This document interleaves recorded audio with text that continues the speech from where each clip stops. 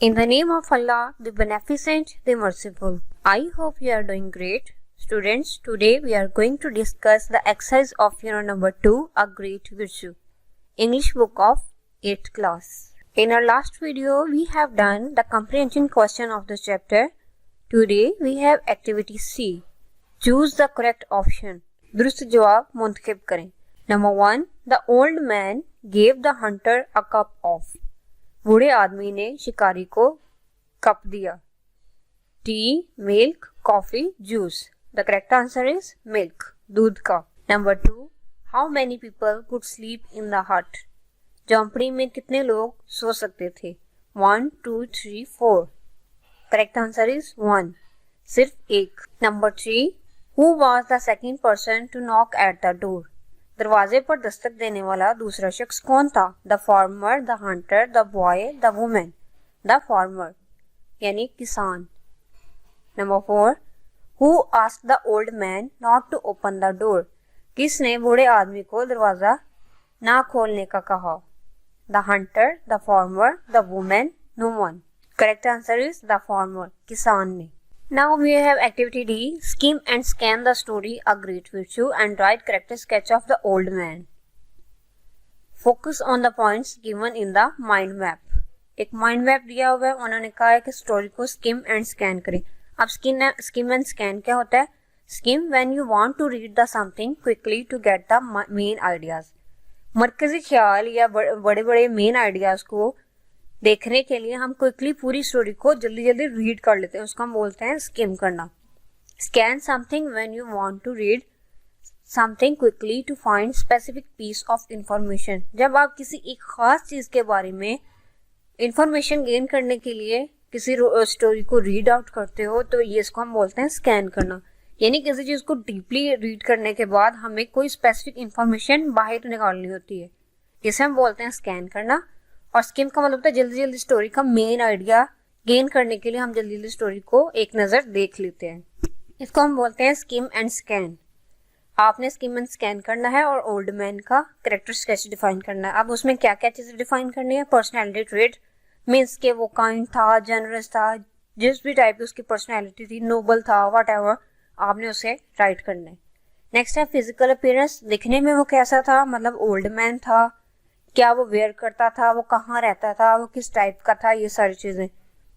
Accomplishments means उसके achievements क्या थे, उसके क्या क्या कमालात थे, ये सारी चीजें आपने खुद करनी है. नेक्स्ट है we have elements of a story. एक स्टोरी के क्या क्या एलिमेंट होते हैं. स्टोरी की सेटिंग होती है, सेटिंग बोलते हैं टाइम एंड प्लेस, यानी किस वक्त में और किस जगह पर यह स्टोरी जो है वो राइट की गई.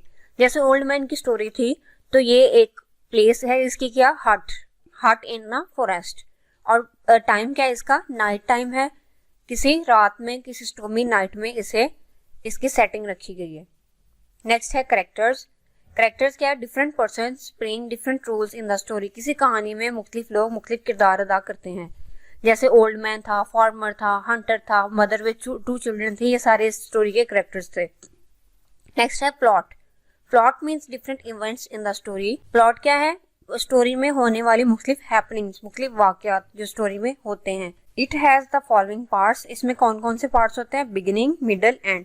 जैसे स्टोरी कहाँ से स्टार्ट हुई थी, स्टॉर्मी नाइट थी और किसी ओल्ड मैन के दरवाजे पर किसी हंटर ने नॉक किया था, तो ये इसकी बिगिनिंग थी. मिडल क्या था, जब फार्मर आया था, और एंडिंग क्या थी, तूफान थम चुका था और लोग हैप्पीली उसकी काइंडनेस को अप्रिशिएट करके, प्रेज करके अपने अपने घरों को वापस चले गए थे. This is the ending of the story. Next element है किसी भी स्टोरी के climax. Conflict is faced during the main event of the story. Climax क्या होता है, स्टोरीज क्लाइमैक्स जो होता है, एक होता है राइजिंग एक्शन स्टोरी का और एक होता है फॉलिंग एक्शन. राइजिंग एक्शन वो होता है जिसमें बहुत सारे क्वेश्चन जो होते हैं वो अराइज करते जाते हैं, कॉन्फ्लिक्ट्स बढ़ते जाते हैं. और जो फॉलिंग एक्शन होता है उसमें बहुत सारी चीजें जिनका हमें पूरी स्टोरी में नहीं पता होता एंड एट द एंड उस स्टोरी के आंसर्स मिल रहे होते हैं. तो उसके दरमियान में जो एक चीज आती है वो होती है क्लाइमैक्स. क्लाइमैक्स जो होता है इसका मोस्ट राइजिंग पार्ट होता है, इसमें का थ्रिल होता है जब स्टोरी अपने पीक पॉइंट पे पहुंची होती है, अपने एक्साइटमेंट पॉइंट पे, जहाँ पे व्यूअर की क्यूरियोसिटी जो होती है वो सबसे पीक पॉइंट पे होती है. जो सबसे थ्रिलिंग पार्ट होता है स्टोरी का उसे हम बोलते हैं क्लाइमैक्स. नेक्स्ट है रेजोल्यूशन.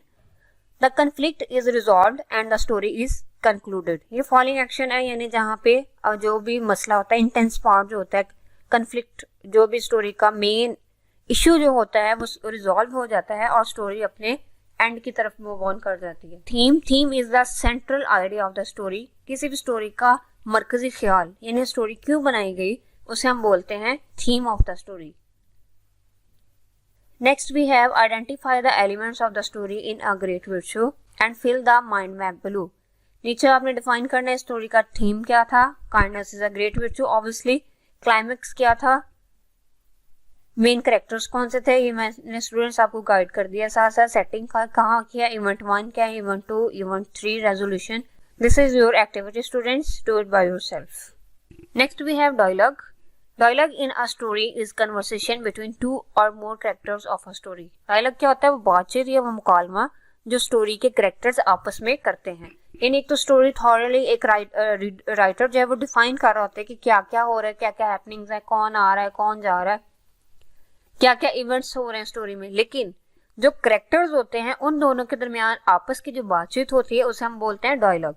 जैसे हंटर ने आकर ओल्ड मैन से कहा था कि मैं हंटर हूँ और मैं यहाँ शिकार करने के लिए आया था, but in this stormy night मुझसे ये पॉसिबल नहीं हो सकता, सो मुझे जो है वो शेल्टर चाहिए क्योंकि मैं घर वापस नहीं जा सकता। तो this is a dialogue between the characters, इसे हम डायलॉग बोलते हैं। Read the story a great virtue again and identify the dialogues in it.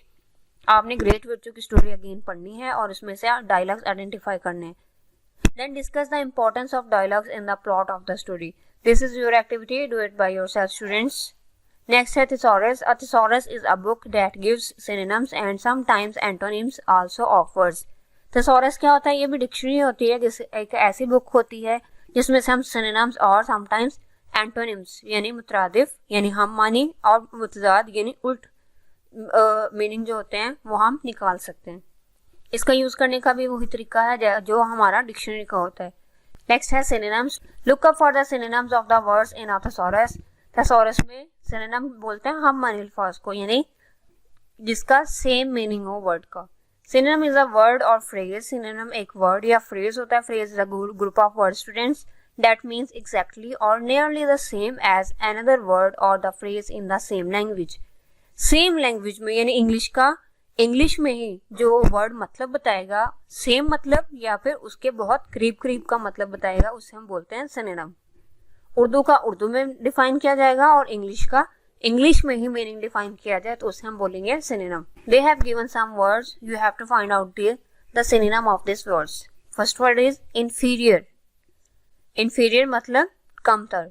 Lower in status, जो स्टेटस में थोड़ा कम हो। रिस्पेक्ट इज्जत, प्रेज या ऑनर। फैमिन कहत, फूड शॉर्टेजेस यानी खाने में कमी। प्रोफेशन पेशा ऑक्यूपेशन। प्रोग्रेस तरक्की डेवलपमेंट। बम्पर बम्पर का मतलब होता है बहुत ज्यादा तादाद में। मैसिव या अबंडेंट। एप्रिशिएटेड काबिल तारीफ। एक्नॉलेज्ड एक्नॉलेज मतलब काबिल तस्लीम। परस्पायर्ड पसीना sweat. Next we have antonyms. Antonym is a word opposite in meaning to another. Antonym वो वर्ड है जो दूसरे वर्ड का ऑपोजिट मीनिंग देता हो यानी उल्ट मतलब देता हो, जिसे हम उर्दू में मतजाद अल्फाज कहते हैं।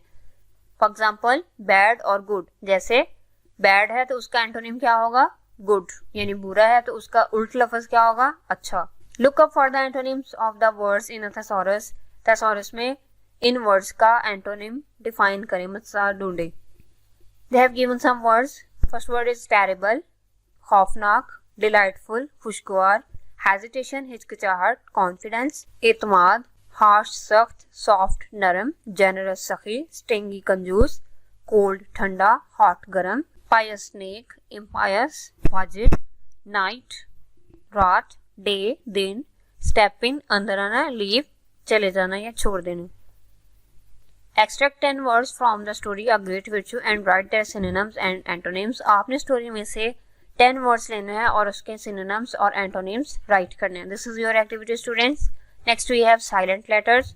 Silent letters are written but not pronounced in a word. Silent letters ऐसे उर्दू में अगर हम देखें तो खामोश अल्फाज, यानी वो लेटर्स वो अल्फाबेट्स जिनको राइट तो किया जाता है बट उनको बोलने में बोला नहीं जाता, उनका साउंड जो है वो प्रोनाउंस नहीं किया जा सकता।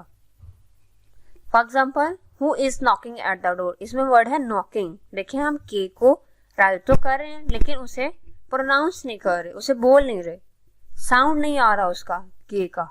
तो ऐसे लेटर्स साइलेंट लेटर्स कहलाते हैं। जैसे असाइनमेंट, इसमें जी को प्रोनाउंस नहीं किया जा रहा। रिस्ट, इसमें आर से हम प्रोनाउंस कर रहे हैं वर्ड को और लेटर्स को, बट हम डब्ल्यू को प्रोनाउंस नहीं कर रहे। ऐसे लेटर्स को हम बोलते हैं silent letters. Read aloud the words and underline the silent letters in each word. यहाँ पे उन्होंने कुछ वर्ड्स दिए हैं, उसमें से आपने साइलेंट लेटर्स को अंडरलाइन करना है और इन वर्ड्स को रीड करना है। फर्स्ट वर्ड इज नो, इसमें के साइलेंट है क्योंकि के का साउंड नहीं आ रहा। नेक्स्ट है नॉट, इसमें भी के साइलेंट है क्योंकि के का साउंड नहीं आ रहा। नेक्स्ट है कैंपेन, इसमें जी को हम साउंड नहीं कर रहे। राइट, इसमें हम डब्ल्यू को साउंड नहीं कर रहे। रैट, इसमें भी डब्ल्यू को प्रोनाउंस नहीं किया जा रहा। रिस्ट, इसमें भी डब्ल्यू को प्रोनाउंस नहीं कर रहे। कॉम, इसमें भी हम बी को प्रोनाउंस नहीं कर रहे, रॉन्ग, इसमें डब्ल्यू साइलेंट है। नाइफ, इसमें के साइलेंट है। असाइन, इसमें जी साइलेंट है। रेन, इसमें भी जी साइलेंट है। लैम्प, इसमें भी बी साइलेंट है। So these are the silent letters in this words. Next we have diphthongs and triphthongs. Diphthongs क्या कहलाते हैं? Diphthongs is a sound formed by the combination of two vowels in a single syllable. Students, last chapter की exercise में हमने ये पढ़ा था कि जो एक सिलेबल होता है वो एक वाउल साउंड का होता है, और उसमें हमने बहुत सारे ऐसे वर्ड्स देखे थे जिसमें एक वाउल साउंड का एक सिलेबल बन रहा था। अब बात क्या हुई है? One vowel sound, not one vowel letter. Vowel sound और वाउल लेटर्स को आपने अलग अलग से आइडेंटिफाई करना है, ठीक है। अब इसमें देखो कि दो वाउल लेटर्स जो है वो एक वाउल साउंड बनाएंगे तो एक सिलेबल बनाएंगे, तो उसे हम बोलेंगे डिफ्थॉन्ग, ठीक हो गया। यानी दो लेटर्स हैं आपके पास वाउल्स, उनका एक ही सिलेबल बने, एक ही साउंड बने, उसे हम बोलेंगे diphthongs. In which the sound begins as the one vowel and moves towards another, जिसमें एक वाउल साउंड से प्रोनाउंसिएशन शुरू होती है और दूसरे की तरफ मूव कर जाती है। फॉर एग्जाम्पल, मैं आपको एक एग्जाम्पल देती हूँ यहाँ पे। जैसे वर्ड है ईयर, जैसे इसमें फर्स्ट क्या है? ई, दूसरा क्या है? अ, ईयर, ठीक है। ये जो आपका अ साउंड है ये आपका श्वा साउंड है। ये वाला लेटर, ये जो उल्टा ई देखने में नजर आ रहा है, लेकिन ये स्टूडेंट्स ये साउंड्स के एक अलग से राइटिंग फॉर्मेट होता है, ठीक हो गया। ये जो बैक स्लैशेस में लिखे होते हैं कुछ लेटर्स, ये आपके साउंड्स होते हैं, ये लेटर्स नहीं होते, ये साउंड्स का जो है लेटर्स होते हैं। जैसे वर्ड को बोला जाता है, जैसे प्रोनाउंस किया जाता है, ये वो साउंड्स होते हैं। जैसे फर्स्ट वर्ड था ई, दूसरा क्या है? अ, ईयर, तो हमारा वर्ड बना ईयर, ठीक हो गया। जैसे ही वर्ड है ट्रेन, इसमें दो वाउल लेटर्स हैं जो एक वाउल साउंड बनाएंगे, जो एक सिलेबल बनाएंगे, उसे हम बोलते हैं डिफ्थॉन्ग्स। जैसे ट्रेन है ना, तो इसमें दो, एक ए है और एक आई है, इनका साउंड क्या बना? ए, ट्रे, ट्रेन, ठीक हो गया। नेक्स्ट है आई, आई, इसका क्या बन रहा है? ये दो वाउल साउंड बन रहे हैं, ये वाला ई और ये वाला ई, आई। दूसरा क्या है? बॉय, ऑय, ये ऑ, ये आई, ऑय, बॉय, ठीक हो गया। ऐसे Oval, owl, chair, air, show, show, you और ई, शो। ये श्वा साउंड आ रहा है, इसमें श्वा साउंड क्या है? अ, sure. These are the diphthongs. Practice it again and again.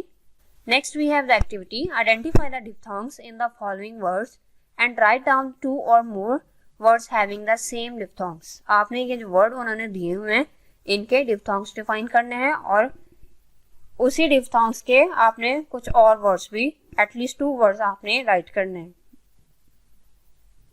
जैसे फर्स्ट वर्ड है train, A, N, A word, आ रहा है इसमें, तो ये इसका साउंड आ रहा है।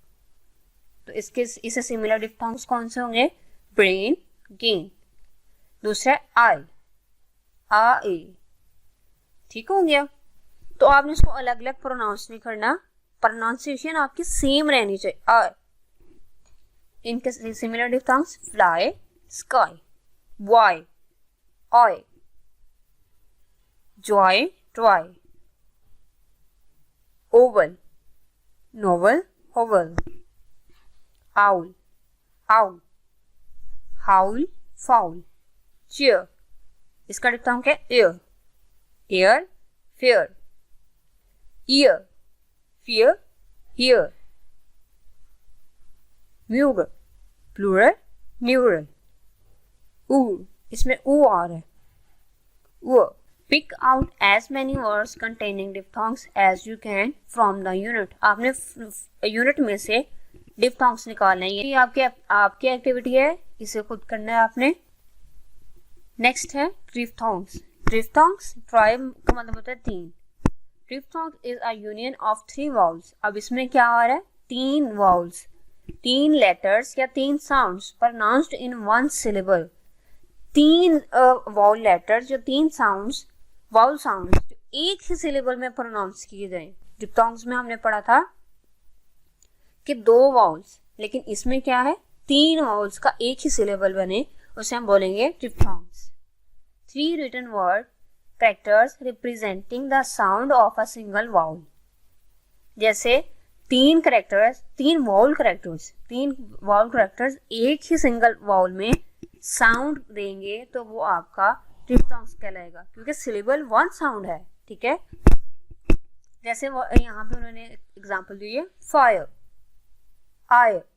देखो इसमें अगर हम एफ को निकालें तो इसमें क्या बनेगा? आय, फायर, यू। जैसे वर्ड है ब्यूटी है, उसमें हम ई ए यू को एक ही में प्रोनाउंस करते हैं, यू। यहाँ पे कुछ वर्ड्स दिए हुए हैं, जैसे फर्स्ट वर्ड है डायर, इसमें क्या है डिप्थॉन्ग्स? आय, डायर।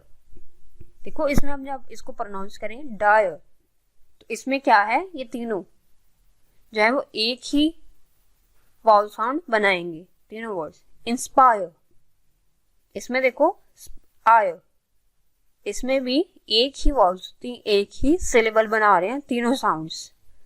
आयर, इसमें स्टार्ट में देखो आयरलैंड में आयर, वाउल साउंड्स बना रही हैं 3, आयर।